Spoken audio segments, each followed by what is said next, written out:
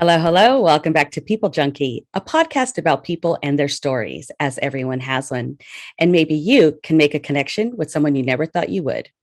If you've been following the podcast, we so appreciate it. And if you're new, thanks for joining. Today's word of the day is chingona, a Spanish slang term meaning badass woman.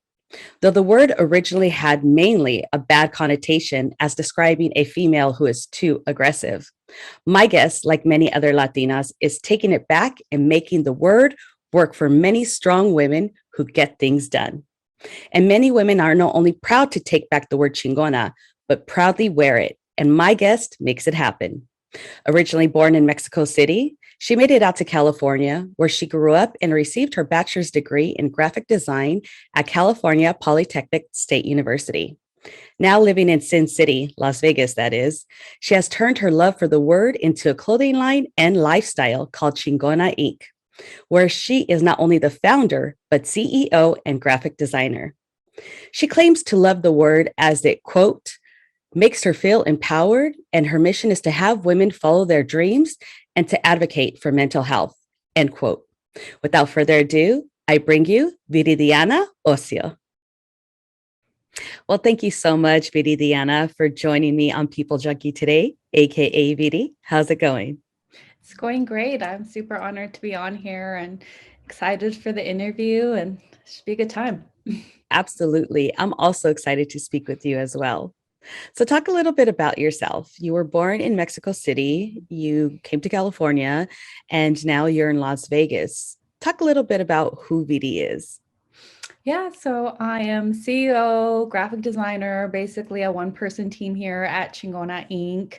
I'm an artist, an entrepreneur, a sister, I'm a daughter, a girlfriend, a great friend, and I enjoy trying new things. I'm, very adventurous, so I like traveling, trying new foods. And you go say, let's go throw darts somewhere and try something different. That's me. I'm like all for trying new things. That's awesome. Now, your word of the day is chingona, and I'm taking it as a badass woman. And I've been following you for a while now, and it looks like you totally are. So, can you talk a little bit about what that word means to you? Yeah, so a chingona is someone who lives their life on their own terms, is unapologetic, doesn't take no for an answer, and gets shit done. Absolutely. In your intro, I talked about chingona and what it meant, how it had a negative connotation, that it was about a woman who was too bossy.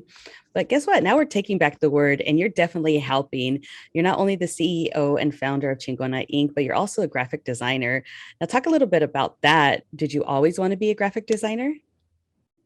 So I always wanted to be an artist.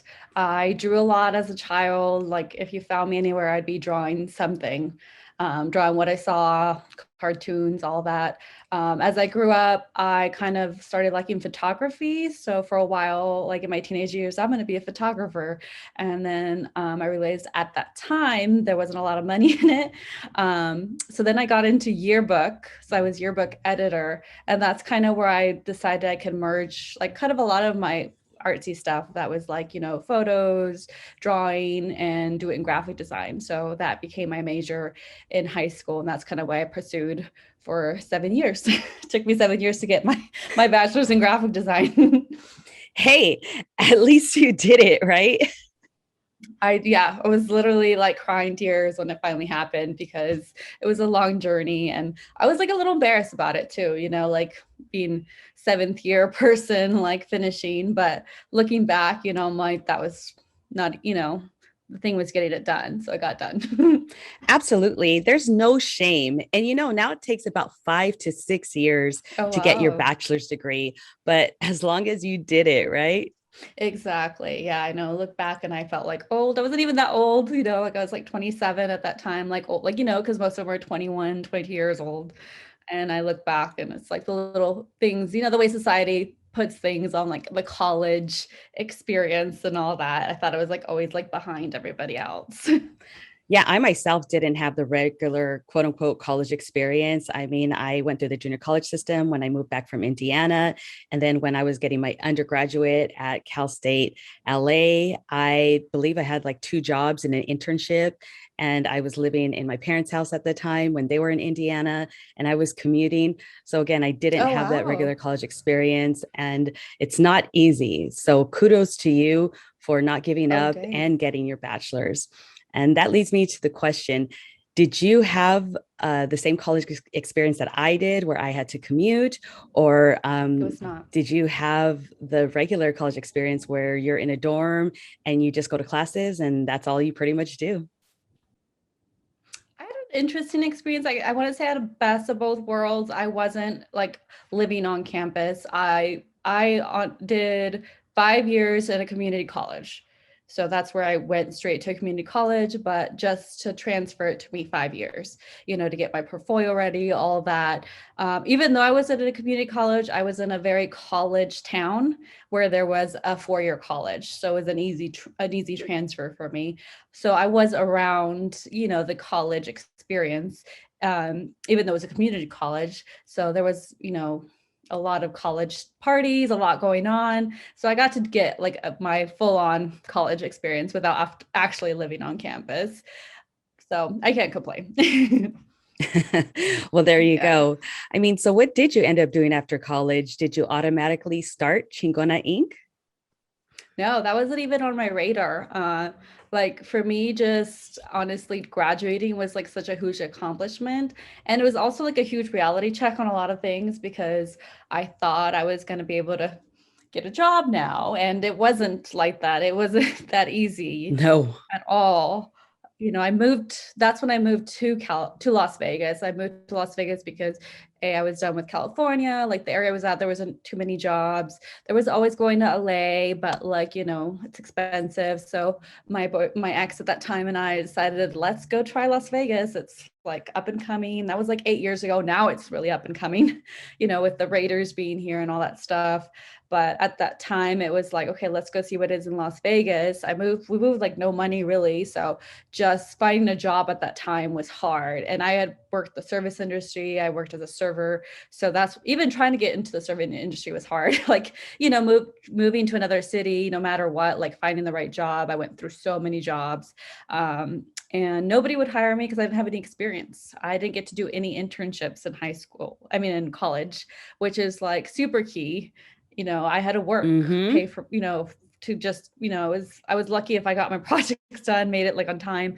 Like I wish I'd been able to do like internships and stuff like that because they really do make a difference on like you getting, that real experience and all that. Absolutely. Yeah. I didn't feel prepared at all. But during that time, I spent a lot of time working just back to my service industry. And then I got into Zappos. I worked at Zappos.com for some time, and that's where I really got to get some experience. Even though I was in the customer service area, I was able to kind of tap in and talk to some of the graphic designers there, and I got some experience with them, but nothing full time yet. It was a very big transition. Can you talk about what Zappos is for those who don't know? Oh yeah, sorry. It's an online shoe retail. They're owned by Amazon, an amazing company. I'm so privileged to work there. Honestly, like a lot of stuff that the entrepreneur can never pronounce that word, entrepreneurship or attitude. Mm-hmm. Because they're like that. They're very innovative and they test a lot. So I was able to kind of get a lot of takeaways from them on starting my business and pushing myself, but also because of the rejection of that time, I couldn't find a job in graphic design. I started, Chingona Inc. I started just making designs for fun for me, things that I wanted to see. But the brand started out of rejection just because nobody would hire me. Like I couldn't find anybody to hire me as a graphic designer. And I just was like, well, I'm just going to design things for fun for me. And then little did I know that other people like my designs. Yeah, I mean, isn't that how all of us entrepreneurs start off? Because I mean, you get rejection after rejection. It's like, hey, if you're not going to hire me, I'm going to hire myself, right? Exactly. Well, and it wasn't even so much like I was hiring myself. I was just designing just, like stuff that I wanted to see. And it was actually therapeutic because, I was even at the point where I was like, I don't think I'm cut out to be a graphic designer. I don't think I could do it. I just, I'm just gonna design for fun. Like, I just wanted to do it for fun. And, luckily due to these like print on demand sites like Redbubble, which I still have items up there, they print and ship everything. You don't have to put any money into it. And then I just started seeing all these like sales come in from people that loved my sticker design. And it was my Chingona stickers. And I was like, oh, maybe we're onto something here. Yeah, I mean, that leads me to my next question. What obstacles, if any, did you have in starting your own clothing line and basically your lifestyle brand, right? As it's more than clothes. So what obstacles do you feel you had to get through? Well, I mean, definitely financing is one of the biggest ones. I didn't have any, family fund or anybody to like loan me money or anything like that. I mean, I didn't even know like all these terms on financing your business, which is essentially me. I've been bootstrapping myself, like everything that I made on my full-time job, when, whatever I had left over, I put it back into the business, so little by little. So financing has been one of the biggest issues, and it still is now, like it's always looking for that next financing for that next thing. Cause money comes and goes, you pay bills, all that stuff. But I think that's one of the biggest struggles. I think also like self-doubt, definitely experiencing that, like, am I cut out to do this? The imposter syndrome, it still comes and goes all the time. Like, it's as a Latina, as a woman, as first person in my family to start business, it's a lot of pressure. First time generation, all that stuff. It's a lot of pressure that comes. So mainly like, the self-doubt, the financing and all that is my biggest struggles.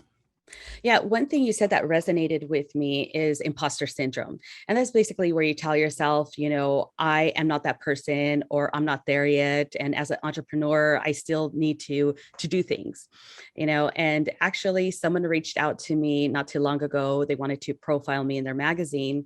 And I was going through a lot of stuff, and especially during COVID and things of that sort. And I felt like, no, again, I'm just not there yet.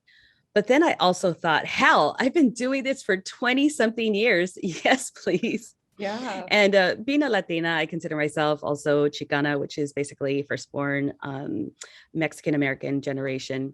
And we tend to feel like we can't do that or we're not there. And I'll basically speak for myself. I tend to say that a lot, because there's so many expectations that we have to meet as being Latinas, Chicanas, where you're expected to succeed by having a family and not really a business owner. So my question to you is, how do you feel about that? Oh yeah. I mean, definitely. I relate on all those levels. I mean, for the first year, and it's weird. It's even weird for me to say it's almost been 3 years. It's honestly doesn't feel, I mean, it's flown by so quickly. And I'm like, how did that happen? Like what, 3 years? I mean, it's just crazy. But just, the first year of getting out there and like, the success that I got from it, like it didn't even hit me. Even now, 2-3 years in, I still like, there's people are just, like, how did you get, the following, all that stuff. And for me, it still like doesn't seem like it's not enough. I mean, like it just seems like I still have certain levels to get, like, I still have a long ways to go. But then I also remember I'm like, I have to like give myself some credit, like I've done a lot.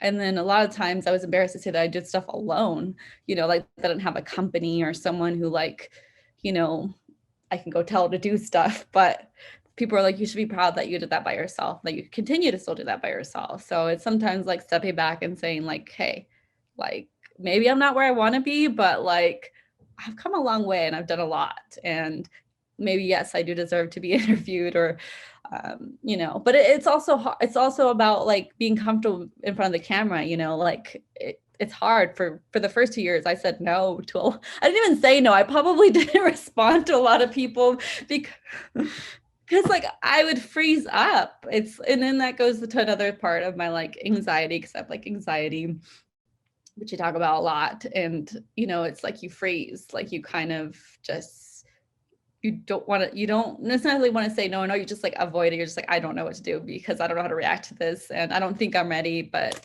yeah, so now I'm like saying yes to everything. I'm like, say yes, just say yes. You never know how it'll go. And the more I'm practicing, the more I'm better of getting comfortable being in front of people, and talking and all that stuff, because it's important to do that as a business owner anyhow.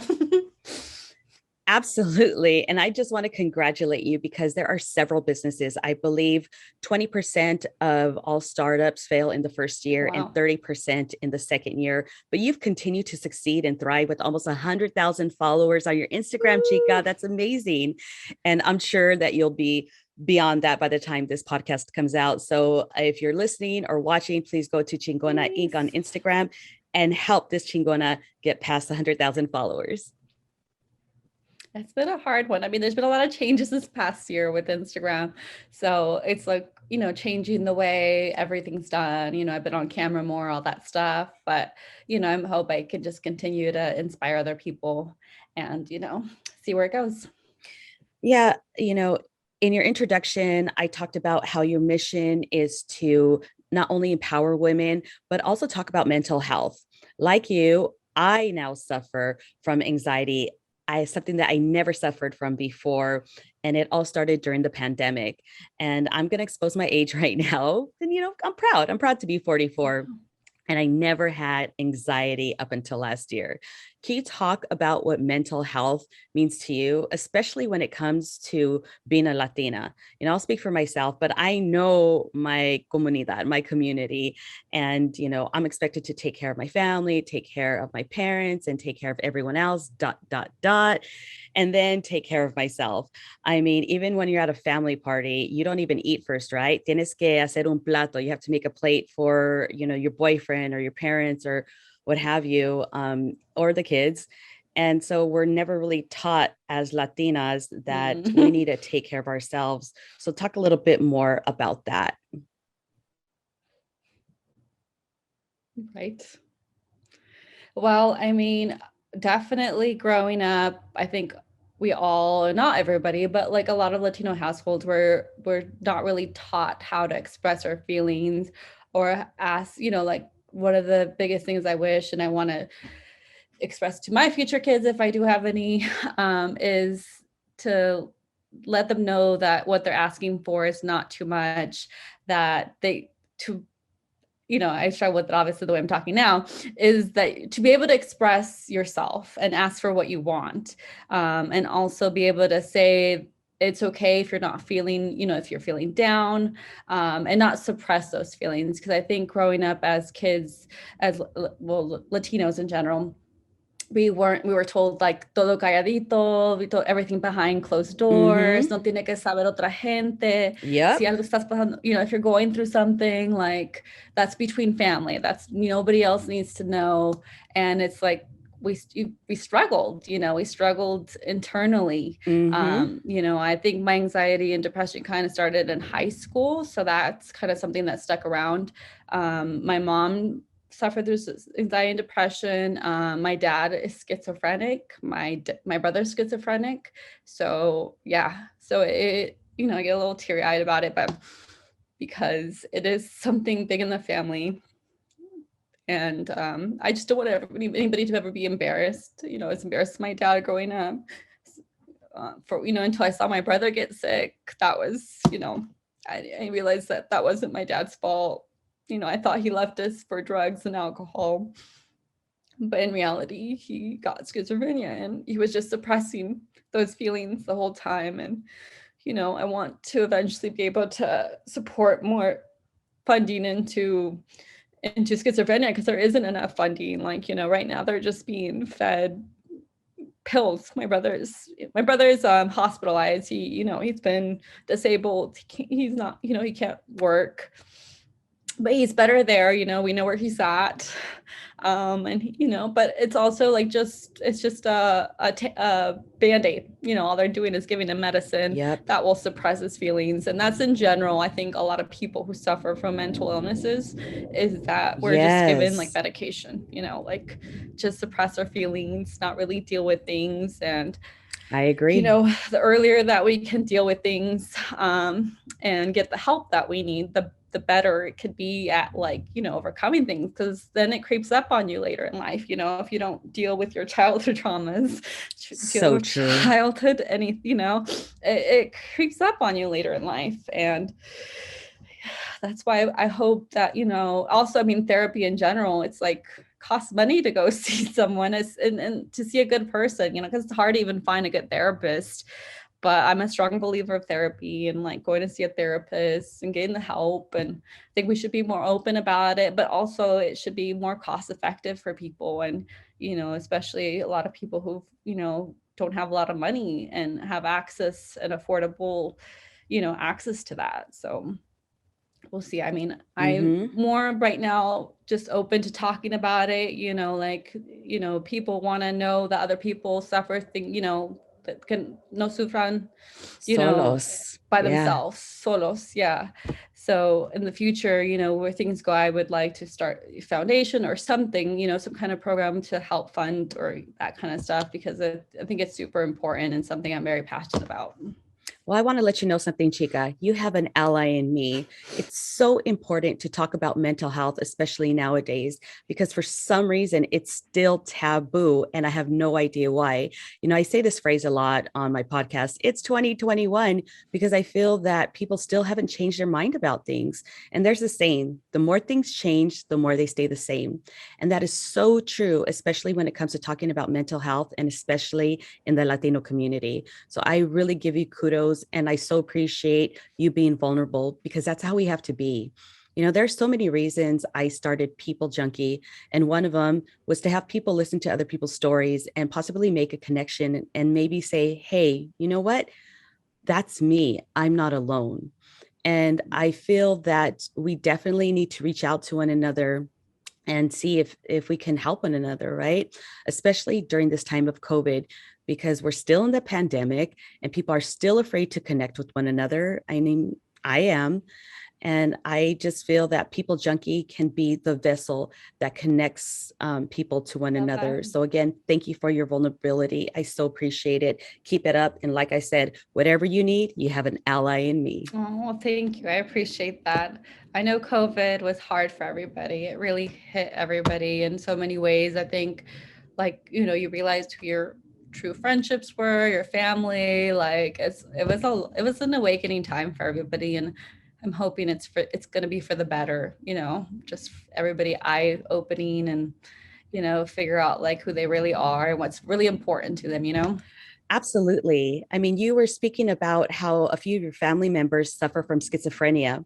And what bothers me is that when police come into situations that they don't have any business going into, they either hurt, kill, or put those suffering from mental illness in jail. And that is not a satisfactory way to deal with mental health at all. So, what are your thoughts on defunding the police and having social workers come in and letting them help those with mental illness? That exact term, I'm not going to say that I'm super aware of exactly what it means, and I probably should be more. I do know that, yes, there's a lot of injustices related to the way, people, and when I speak directly, I can relate to my brother and my dad. They were in a lot of times in trouble with the law because of their mental illness.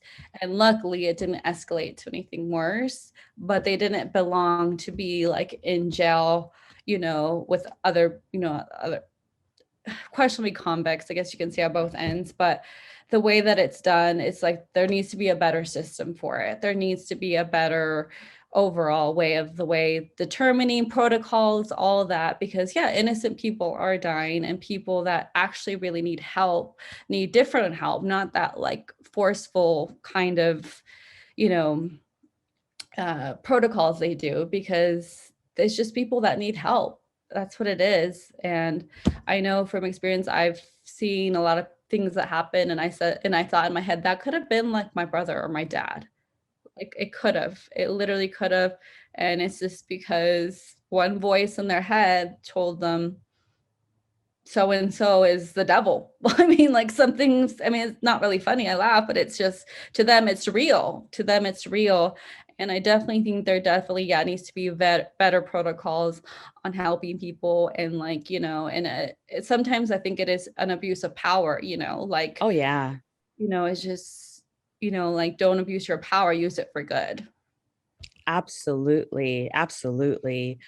Well, you've been dealing with so much, but you continue to do what you're doing and thriving. And that's just amazing because you are a one woman band, like you talked about. And believe you me, I completely understand, but before we go back to Chingona Inc., start talking about more of what you're doing. I love what you're wearing. I love that beanie and I definitely have to purchase it. But I think you said you're going to send it to me, and I so Oh, I have appreciate to send that. you And I will one. definitely rock it on People Junkie and outside as well. Okay, So we're definitely yay! making that happen. So getting back to Chingona Inc., you do tend to wear a lot of hats, no pun intended. But like I said, you are a one woman band. So how do you do it? Some days are good and some days are bad. I mean, that's just in general with anybody, and but it's definitely at the point where I'm like looking, my next funding will be to hire people, because I am at the point where I'm like, I just can't do it anymore. And I try to remember that I'm a one person team and there's only so much I can do. But, my goals, where I want to be, you know, all of that keeps me going. Like, I have goals I want to meet. I mean, I also have bills to pay, but, um, right. I wish I didn't have any bills to pay, but I mean, in general, I know there's so much more I can do. There's so much more I want to do.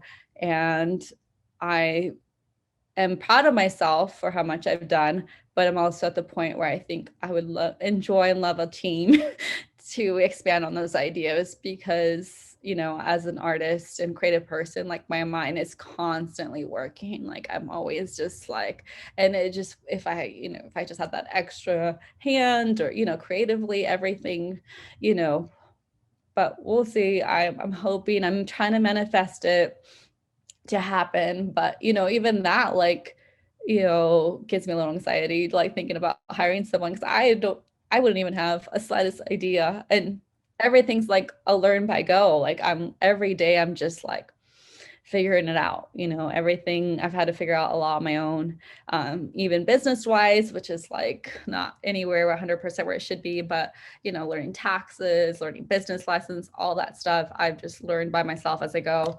And that's what I plan to do, I guess, when I hire someone. But I just take it one day at a time, one project at a time. That's all I can do. No, I hear you on that 100%. And, I said you wear many hats, and one of them is being the graphic designer. So, how do you come up with, concepts? Because, some of the things I really like is you have a saying on cups and t shirts, and one of them is like, Chiona pero chingona. I'm a crybaby, but also a badass. And the other one I like is cafecito and cabrona attitude kind of day, which is coffee and a bitch attitude kind of day. So talk about how you come up with those sayings, those concepts. So yeah, but most of the stuff is like honestly things that I'm just going through, like motivation that I would like I wish someone told me, or like, that I would want to tell like my future daughter, or even a friend. So it's usually just things that I'm going through. So a lot of times that I have seen some other things I've seen out there, but I want to put my own flair and sabor on it. So, I try to make everything to my sabor, my flavor, all that stuff. Mm-hmm. But it is really just everyday life stuff, like whatever I'm in the moment, like most of the time when I talk about not giving up, it's because I want to give up that day. Like I just like want to throw in the towel and be like, I'm done. But then I'm like, what would a chingona do? And like I need to, and then that's like, where the great content comes, is like those moments where you want to give up. And sometimes it's not always the high moments that get you the quality, it's the low moments. So even though they suck, it's usually where your creativity happens. It's like where you push yourself just a little bit more than you didn't think you could go. And it's just, you feel like, oh, someone else would bet. I'm sure someone else in the world is feeling the same way that I'm feeling right now, even though sometimes we don't want to share those, but I Mm-hmm. think I've come to a point where like, fuck it, this is who I am, this is what I'm going through, and people take it or leave it. And for the most part, it's just like, oh, thank you, because I was just thinking that, and I'm just like, okay, good, I'm not the only one who's feeling like like fuck this thing, I'm out. Yeah, it's definitely an outlet. And Chica, I actually just thought that they had an idea. So you have the saying, what would Jesus do? How about WWACD? What would a chingona do? Ooh, I like that. Seriously, like I think about that. What did Chingona do? She would Yeah. just say like, "Fuck this, I'm making it happen." And you I are. love it. And you are. So with that said, there are some other people that have taken the name Chingona as well, and let me see, I think one of them is Melanie Duarte. She has a line called Chingona Definition. What makes your brand different from others? By the way, I know I've met Melia at a pop-up, and she's amazing. That's awesome. She's a teacher. I don't think she's doing so much of the Chingona stuff anymore, but I know I even bought one of her Christmas ornaments that said on it and gifted it to someone, but it's amazing. I think it's amazing that so many people are bringing the word in and empowering it and putting their own flavor on them. I think what sets me apart is that it's all about the feeling. I want to not only empower women to feel chingona, but to start their businesses, their negocios, like pursue their dreams, follow their dreams. It's just all about that feeling that I want people to, when they get my merch or when they read something, that, they just feel empowered, they feel powerful, they feel like a chingona, they just feel that they can do anything. There's no boundaries. So that's my main goal with my merch and everything, is just to bring that smile, that like proudness, even culture, like, be proud of themselves feeling. I love that. So if you're just joining us, I'm with founder and CEO of Chingona Inc., Viridiana Osio, aka Viri, and we are having a beautiful conversation. So again, thanks for joining us here at People Junkie. So Viri, what are your best-selling items? Because if you scroll through her Instagram, which we're going to be giving you her handles before the end of the podcast, definitely please like and follow her. Thank you. So my most popular design at the moment is La Maestra. So the Loteria card, most of the Loteria cards are like my most popular designs. And in particular, like La Maestra, the social worker, one of those, the career related ones. Mm-hmm. And I think that is just because, women, those careers are not like given the, what's the right word? Given, yeah, recognition. Yeah, exactly. Given their props, right? Yeah, props, recognition for the things that they do, So that's a very popular design. So usually people get the shirt or the mug to give to like a la maestra, just to recognize them. But also people want to see, cartoons or images that look like them, that represent their career.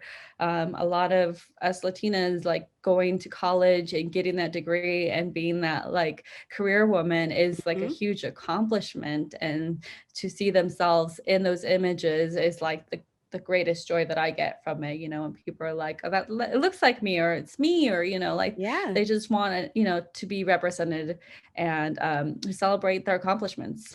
So I think that's what the Loteria cards do, is, bring a lot of representation to Latinas in their careers and what they do, whether it's, La Mamá Chingona, all the way to La Maestra, social worker, everybody has an important job to do. And it's, they have a right to be like, this is me.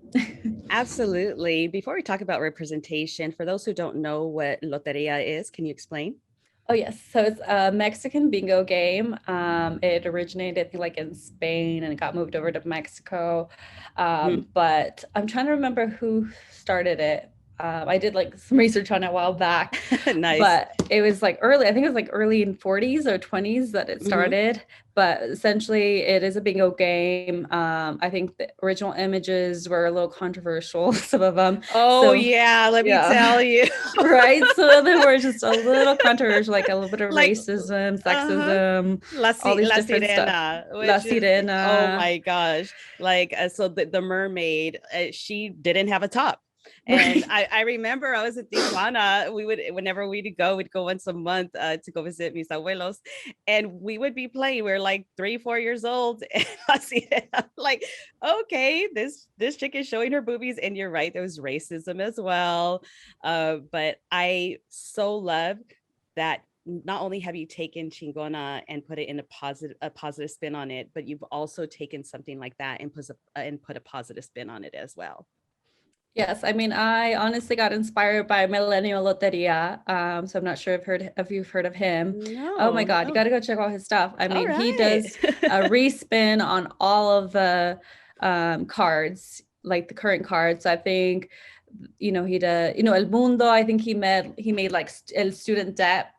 So it's kind of very hipster. Oh, Yeah. uh-huh. El avocado toe. So he's done, well, he's like in Target now. He's like, Wow. yeah, That's he's big. he's hit big. Yeah.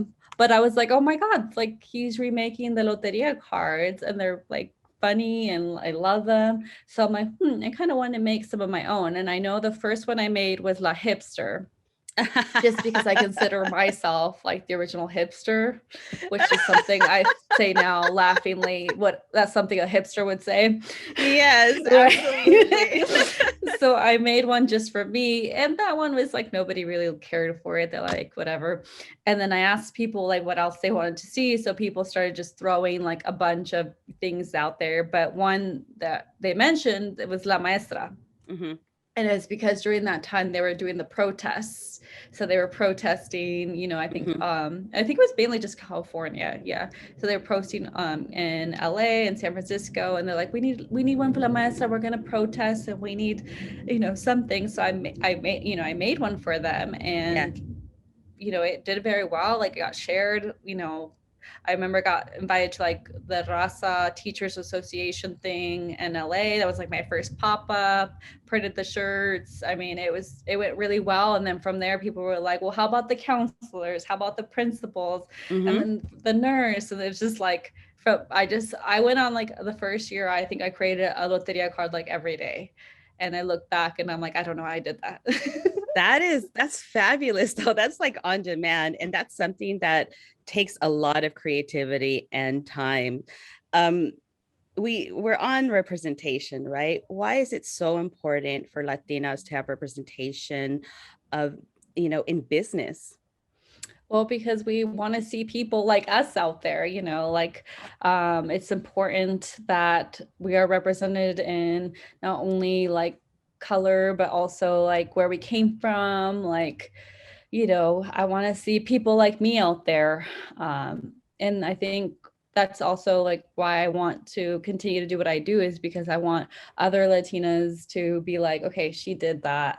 I could do it too, like, Mhm. and just set an example for people to not give up, that we belong here. We deserve a space everywhere. A lot of times, starting when I first started, like going to pop-ups, like I felt weird because, everybody comes, no matter what. And, Mhm. you get your non-Hispanic people looking at you like, what is this? What does Chingona mean? Like, and it made me feel like, and now I'm like, you know what? It's not for everybody. That's okay. But I deserve to be here too, because as Latinas, we want to buy from brands and from people that look like us and represent us. Yeah, I mean, we spend so much money in going to, the theater and clothing, but yet we're not really represented. No. And it's so disgusting, especially, that when you first start, you're reaching out to people and you probably don't hear back from them. I've been going through that same thing, but luckily I've been meeting individuals like you who are just like, yeah, let's do this, because Let's do it. you know what the struggle's like, right? Oh yeah, for sure. It's not easy. I mean, I think at the beginning when I would say no, it was just because I didn't think I was ready. And now I'm just like, let's make it happen. We all, Yeah, we need that chance. And, I'm still, feeling like there's something bigger coming for me, and we'll see. absolutely. You're like, bring it on, baby, right? Yes, yes, yes, yes. Porque soy chingona. I'm a badass woman. Literally. So, Literally, I'm like, let's do it. What do we, um, I mean, nowadays I just say, what do we have to lose? Like, mhm.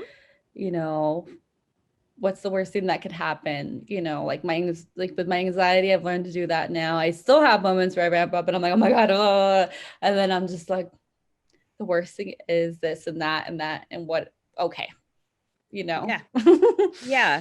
with it.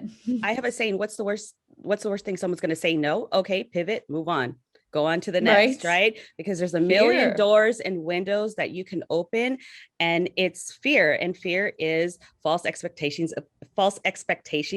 Excuse me, I can't even say it. False expectations appearing real. And we got to stop future tripping. That's what Oh, happens. yes. Absolutely. Oh, And yes, I 'cause agree. we're only stopping ourselves, right? Exactly. Now, what my last question, because we only have a few minutes left. What advice would you give to Latinas and other women of color who are trying to start their own business? Stop overthinking it. You know, Nothing is going to be perfect. It never will be. The longer we wait to be perfect, the longer uh, things are becoming saturated. The longer, you might miss a window opportunity. I'm a firm believer that things also happen now for a reason at certain times, but sometimes if you wait too long, you may never be ready. So I think it's just important for us to, like you said, to get over that fear. Maybe just say yes, hazlo con miedo. Mm-hmm. Even if you're scared, do it anyhow.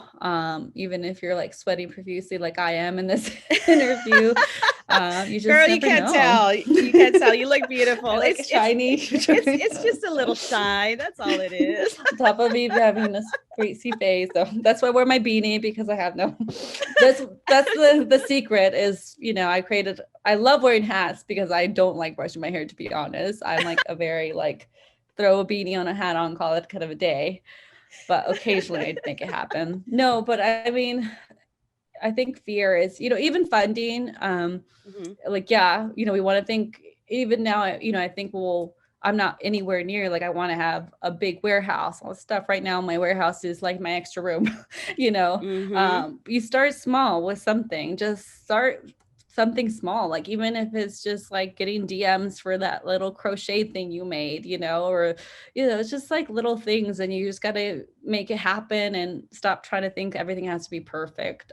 It could just be like, you sent me a DM and Venmoed me. Like, it's okay to start like that. It's okay to just kind of play it by ear and, Mm-hmm. not have it all figured out. Yeah, and you could be your own entrepreneur. It's so much easier now than before with Instagram, Facebook, Etsy.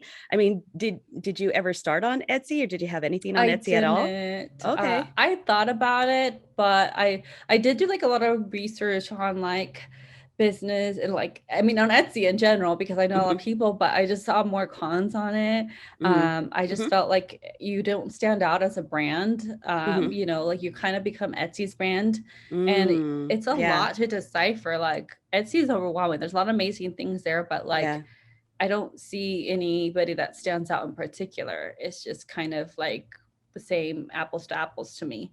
And I think if you really want to stand out, you have to really set yourself apart somehow and do things differently from other people and not take the easy route sometimes, you know? Yeah, I was telling you earlier before we start the recording how one of my friends that actually had on the podcast, he was talking about how, oh, he was thinking about having a podcast. I said, okay. But then when I gave him the realities, okay, it's really not easy. But the thing is, when you do your due diligence and you do great pre-production, it makes production a lot easier. And when it looks easy, then you did your job, right?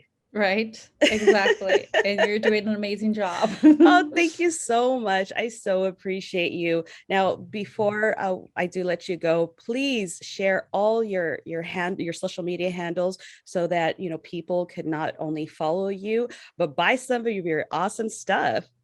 Yes. So it's all the same everywhere. Chingona, and then INC Inc. Like incorporated by INC. So chingonainc.com, and that's at on Instagram, Twitter, Facebook, TikTok now, and LinkedIn, which I don't get much traction there, but Yeah, I think LinkedIn is something a bit different. right. Can you actually spell it out for those who are not watching, those who are Sorry. listening to it? No, you don't So have to say sorry. Chingona,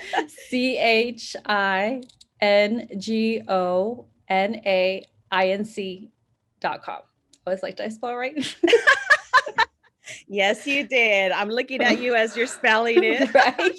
It's just one of those, like, when they tell you what's your phone number and you're like, what is my phone number? Like, you say it so much and you're just like, well, I don't remember what my phone number is, but okay, now I do. And especially now we're so handicapped because before you actually had to dial it, and now it's already in your phone and you don't have to think about it, right? Exactly. I think the only number I know is my mom's phone number. That's it. Like, I don't know anybody else's and my ex's because we were there together for like 14 years, but that's another story. That's another story. Maybe I'll have you on again. I'm definitely going to have you on again. But here's the thing. Everyone, please go to Chingona Inc., especially on Instagram. Let's get her to 100,000 followers. Please. Well, thank you so much, Viridiana, aka Viri, for your time. We so appreciate you being here on People Junkie, sharing your story and being vulnerable. I mean, this is what People Junkie is all about. So thank you again. And I wish you a beautiful rest of your day. Thank you. I appreciate you having me. I had a great time. Oh, awesome. And we'll keep in touch, okay? Because yes, I'm going to wait for that beanie. All right. Yes, of course. That's a must. Adios. Have a great day. You too. Thank you. Bye-bye. Bye. Thanks again for joining me on another fabulous episode of People Junkie. Hope you enjoyed it as much as I did. While I was speaking with Viridiana Osio, aka Viri, she is the founder and CEO of Chingona Inc., a fun and sassy brand. Make sure to follow her and maybe purchase some gifts for the Chingona in your life. Well, thanks for joining People Junkie again. Make sure to check us out on all our social media platforms. And if you're watching this on YouTube, please don't forget to like, subscribe, share, and hit that notification bell. It'll let you know when another People Junkie is dropping. And if you're on the go, no worries. We also got you. We're on Spotify and soon Apple Podcasts. And remember, wherever you go or whatever you do, put a smile on your face. You never know whose day you'll make. Ciao for now.